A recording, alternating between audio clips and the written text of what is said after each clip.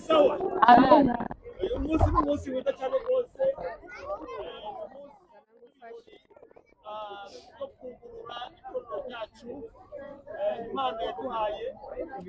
Niyo mpamvu tunezerewe cyane rwose, tukaba tugomba rero gukaribisha umushumba w'itorero kugira ngo ariwe aza kutwugururira icyorezo cy'uyu munsi, akata igitambara.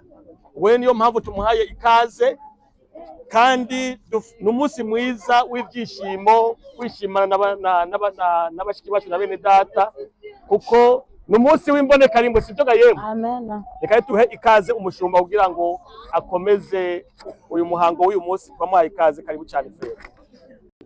Niyo tukirutaha kuko twarurushe rwose, nta deni dusigaranye.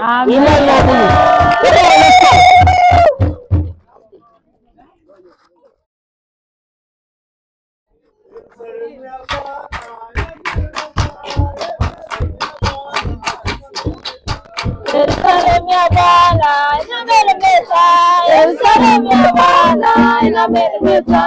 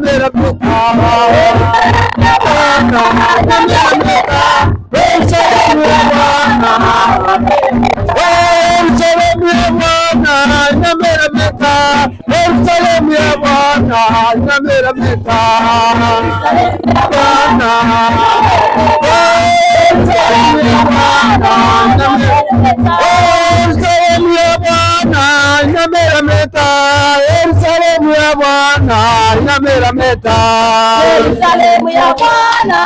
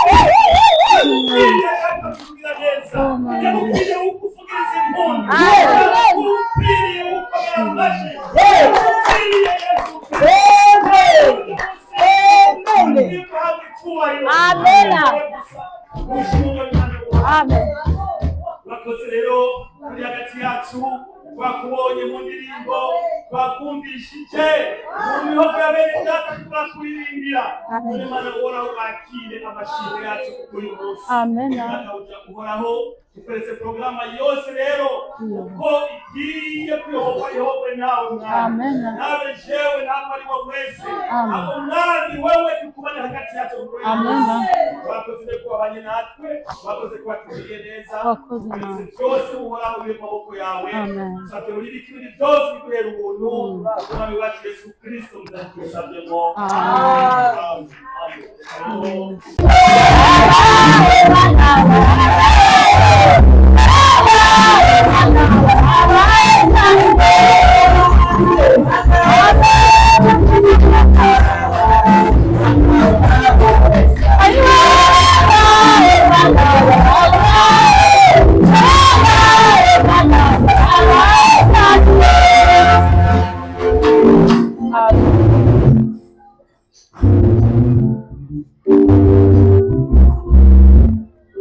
Haleluya. Amina. Haleluya. Amen. Hahiriwe abahishurirwa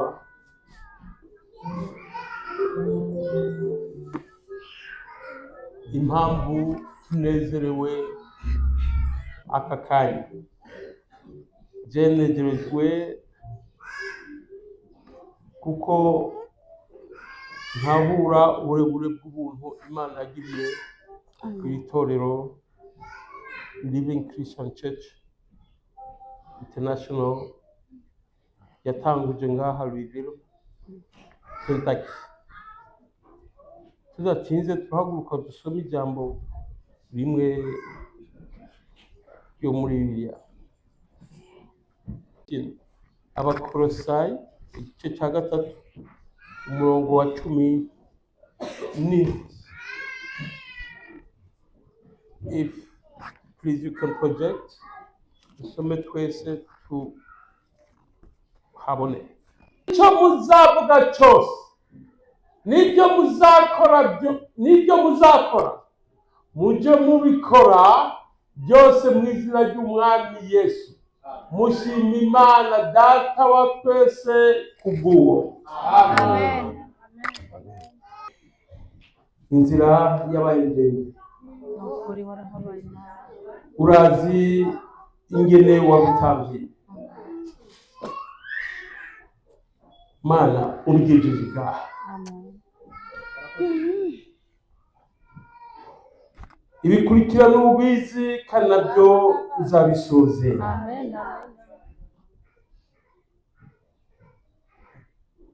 Warakoze kuba dukomeje ukaduha imbaraga,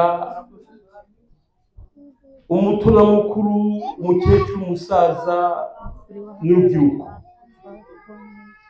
Waduhaye imbaraga zo kuba umwe. Twabaye bamwe, icyo tuma umwuka wawe washe kudukoreramo, kuko ukorera ahari ubumwe n'amahoro n'urukundo, nizo mbuto zawe Mwana. Ndagushimiye ku ntambwe waduteje uno munsi. Urakoze Mana, twarifuza yuko ibi bintu bizabaho tukiri. Twaba hirya no hino tukayoberwa aho bizoca, ariko Mana uca inzira ahatagira inzira. Yiyicira ikiyobora kwihagaze. Urakoze papa, itara ryawe uritubaka idani y'umwana wose. Papa bibuzerekana ku muhanuzi wawe. Nta mwenda nta deni dufitiye isi. Ifite ubutayo ntabwo ibifata n'utwara Mwana. Ugenze kudutwara iwacu. Waturihiye umwenda ku musaraba, kandi n'inzu mu by'umubiri nabi barishimye urishuriye abana bawe.